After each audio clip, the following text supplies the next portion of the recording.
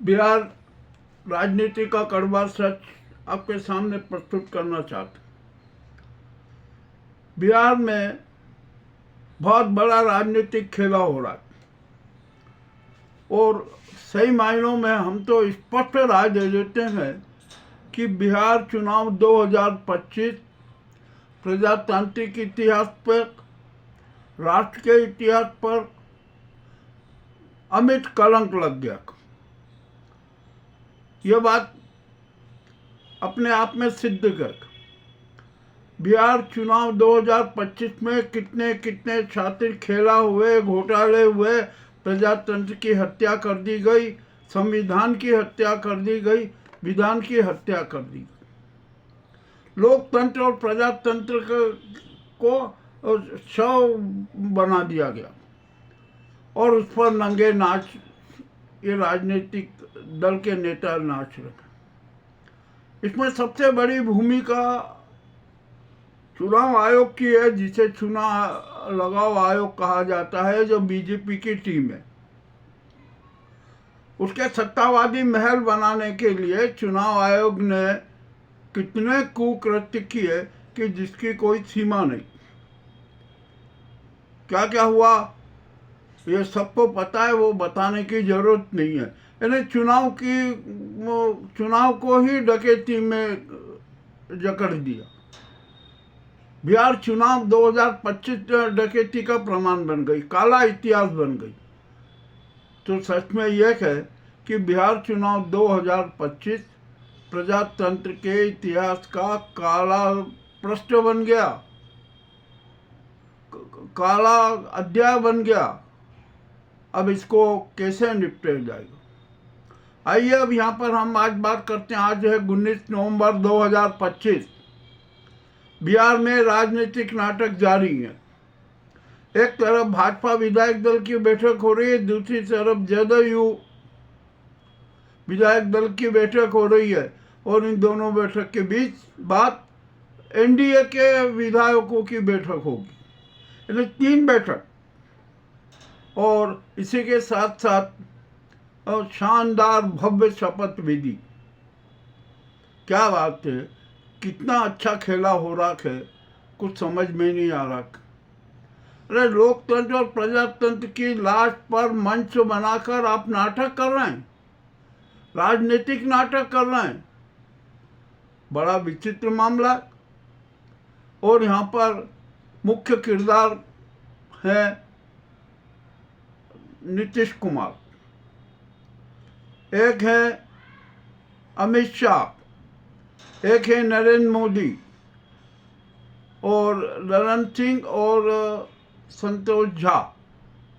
ये 5 लोग बिहार की राजनीति को, बिहार और प्रजातंत्र के इतिहास की हत्या में इनका नाम लिखा जा रहा है। ये मंच पर नजर आएंगे, निश्चित नजर आएंगे। और यहाँ पर अमित शाह ने जो घिनौना कृत्य किया ना, उसका भी इतिहास किसी से छिपा नहीं है, सब जानते हैं। कोई इनकी बातों का और इनका इतिहास दोहराने की जरूरत नहीं है। अब यहाँ पर एक आता है बहुत बड़ा किरदार और वो है ज्ञानेश कुमार। यह ज्ञानेश कुमार अमित शाह का खास चम्मच है, उनका गुलाम है, उनका बंधुआ मजदूर है, जिसे मुख्य चुनाव आयुक्त तो बनाया गया। और उसने मुख्य चुनाव आयुक्त बनते ही कितने कितने नाटक कर दिए कि हद से ज़्यादा। अब तो इस चुनाव आयोग को भी जनता धिक्कार रही है, उसको में विश्वास नहीं करती है। अब तो उसको है ना घेराव करेगी। और जो ये जितने भी चुनाव आयोग हैं, चुनाव आयोग के जो मुख्य चुनाव आयोग ज्ञानेश कुमार और उनके 2 अन्य सहयोगी, इनको भी जनता घेरेगी, इनका भी ये इतिहास काला हो जाएगा। ज्ञानेश कुमार ने तो अपना इतिहास काला कर ही लिया। प्रजातंत्र का इतिहास काला कर दिया, जनतंत्र का इतिहास काला कर दिया, लोकतंत्र का इतिहास काला कर दिया। ये माफ़ी के लायक नहीं है। और आखिरकार इस ज्ञानेश कुमार गुप्ता की हिम्मत इतनी हो नहीं सकती थी। उसको तो मोदी और अमित शाह का पूरा सहयोग था कि तुम्हें ऐसा करना है।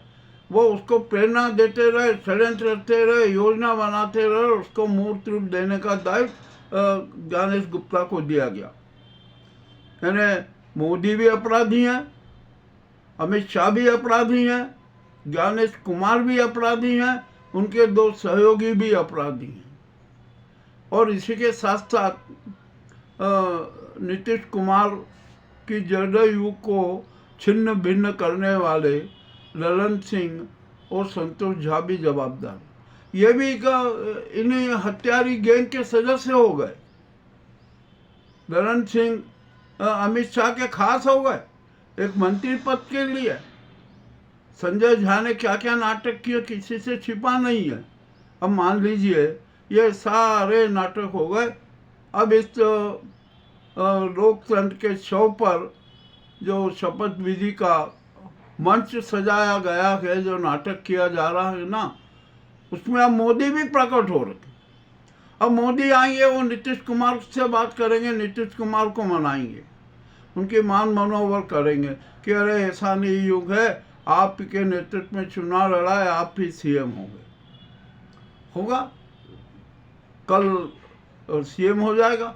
यहाँ पर अनेक पदों को लेकर भी खींचातान चल रही है, डिप्टी सीएम को लेकर भी खींचातान चल रही है। अब यहाँ पर दो की जगह अब तीन डिप्टी सीएम बनाने की बात भी हो रही है। तो भैया एक काम करो, जितने भी मंत्री हैं ना, जितने भी मंत्री बने, सबको डिप्टी सीएम का वो पोर्टफोलियो दे दो कि ये डिप्टी सीएम भी रहेंगे। विवाद ही खत्म हो जाएगा। कुछ भी नहीं, चाहे वो सम्राट चौधरी हो, विजय सिन्हा हो या अन्य कोई भी हो, जो भी मंत्री बनेंगे ना वे सब डिप्टी सीएम रहेंगे। चाहे चिराग पासवान हो या उनके दल के विधायक हो, सभी को डिप्टी सीएम बना दो या डिप्टी सीएम वाला चुनाव हो जाने दो। क्या अंतर पड़ता, बना दीजिए, आप सब कुछ कर दीजिए। परंतु इसी के साथ साथ अब बड़ी मुसीबत में फंस गई है भाजपा और ये एनडीए सरकार। केग ने 70,000 करोड़ के हिसाब देने को कहा, वो आज तक नहीं दिया। मामला बड़ा उलझन वाला है।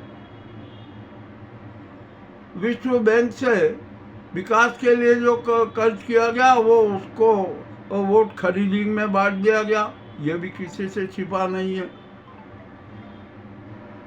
रिजर्व बैंक से 16,000 करोड़ का जो कर्ज लिया गया, उसमें भी क्या क्या हुआ, किस प्रकार के नाटक हुए, कोई को स्पष्ट नहीं है।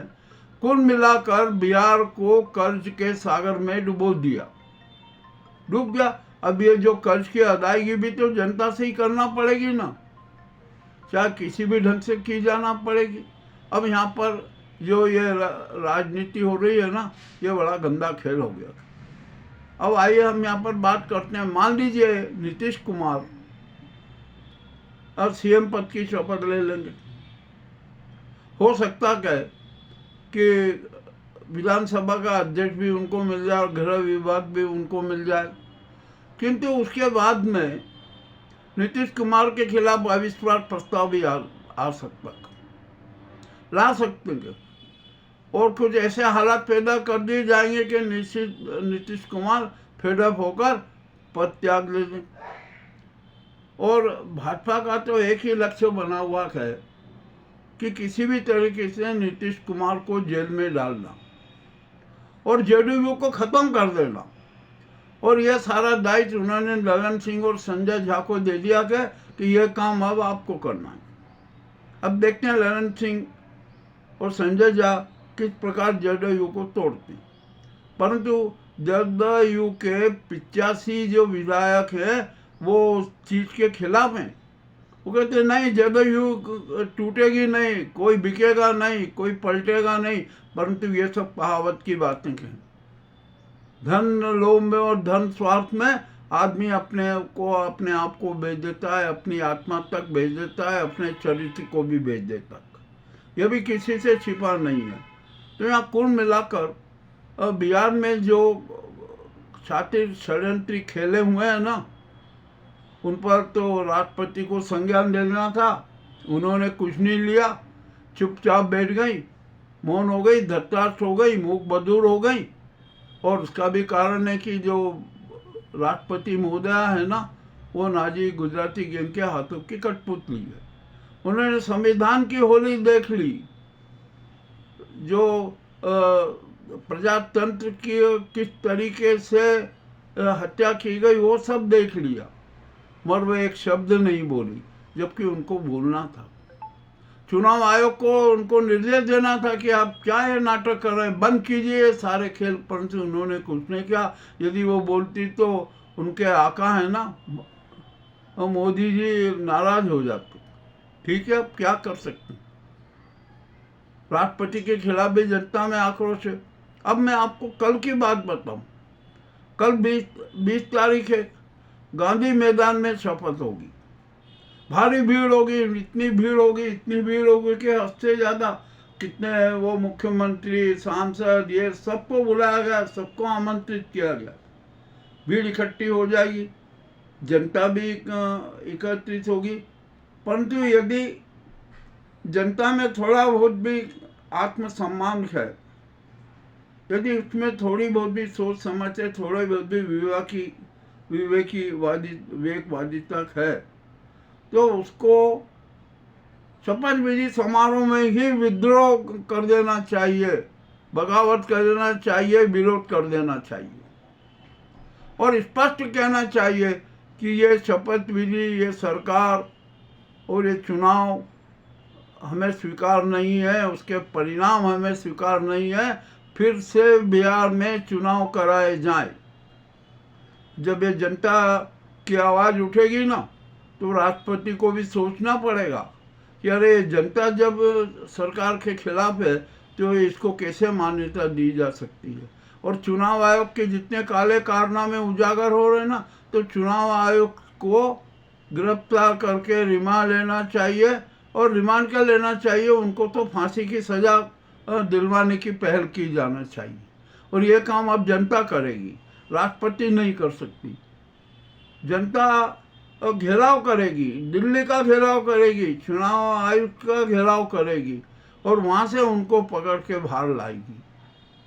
मामला बड़ा विचित्र हो गया कि तो और देश में बड़ी विचित्र हालात पैदा हो गए हैं। अब बिहार में तो हिंसा भी चालू हो गई, रोज कहीं पर गोलियां चल रही है, कहीं पर हत्याएं हो रही है, ये सारा सब कुछ हो रहा है।